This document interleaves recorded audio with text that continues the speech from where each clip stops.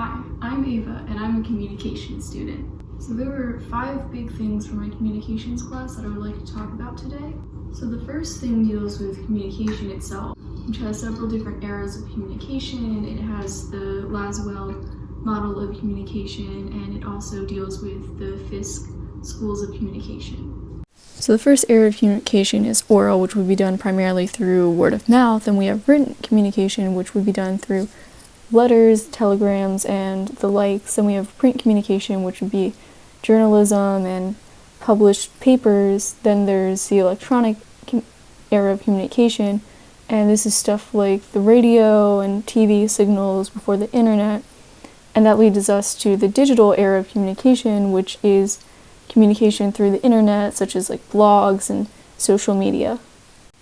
Then we have the Lasswell's communication model, which starts with who the communicator is, the message of what they say, the medium as in like which method are they using to transmit the message, to whom the message is received by, and then to what effect the actual message has. According to Fisk, there are 2 basic schools of communication. The first is the semiotic or ritual school of communication, which focuses on the question of whether or not the communication is bonding or contributing to the community.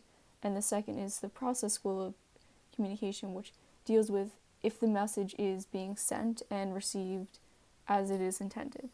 The second thing that you need to know about communication is what the general public is and what goes into the general public. This would deal with the skyscraper as a culture model, the digital divide, and the public sphere.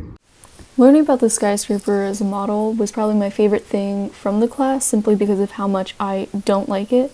I can make an entire video about it, but the gist of it is at the top where high culture is, that would be people like to indulge in things that are typically more older and classic, like ballet, operas, classical music, Shakespeare. And low culture would be anything that is pop culture, pop music, pop magazines, YouTube, the likes. Middle culture would be stuff in between, kind of like news and stuff made in the 90s and the 80s. So what this model basically says is pop culture is new stuff and that's bad.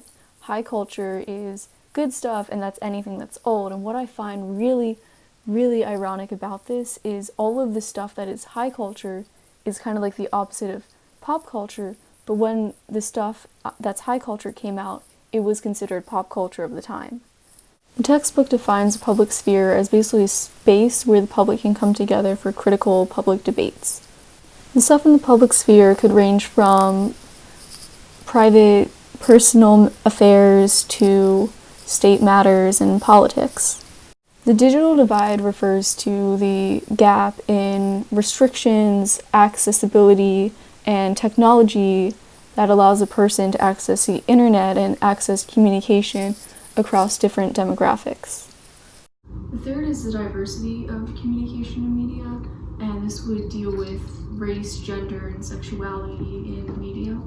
Believe it or not, but media is not actually that diverse. Despite 40% of the US population being minorities, 90% of the employees in newsrooms are white. Also, despite 50% of the US population being female, only 36% of newsroom employees are female. According to a report by the UCLA, only 27.7% of scripted leads in Hollywood are people of color.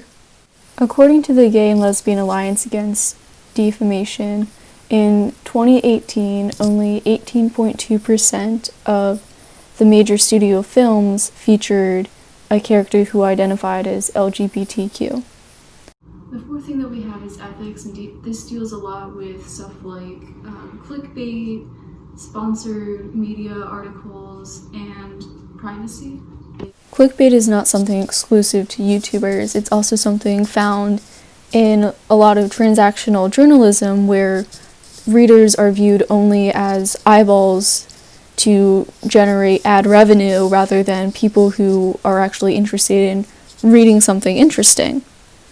A lot of medias also use cookies to generate money by selling your data, as in stuff that you look up, or keywords and phrases to help get more personalized ads that you would be more likely to click on to make the company more money. Then there are sponsorships in news articles, which will make them more biased towards their sponsors who give them money, and they will alter their articles to be more biased towards their political standings and ideologies. Lastly, we have freedom of speech, which deals with stuff like what is protected, slander, censorship, and false news. Censorship is a form of prior restraint in which the government steps in to prevent audiences from being exposed to something they would rather not be exposed to. Slander is a form of article that basically decharacterizes a person's persona, typically a person with a bit of fame to them. And a good example of this would be the Johnny Depp allegations that happened and how they have ruined his reputation and affected his career in Hollywood.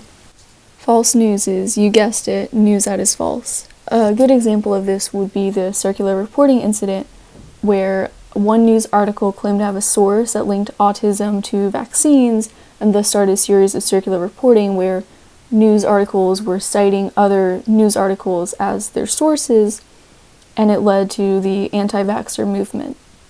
Thanks for watching. I'm Ava.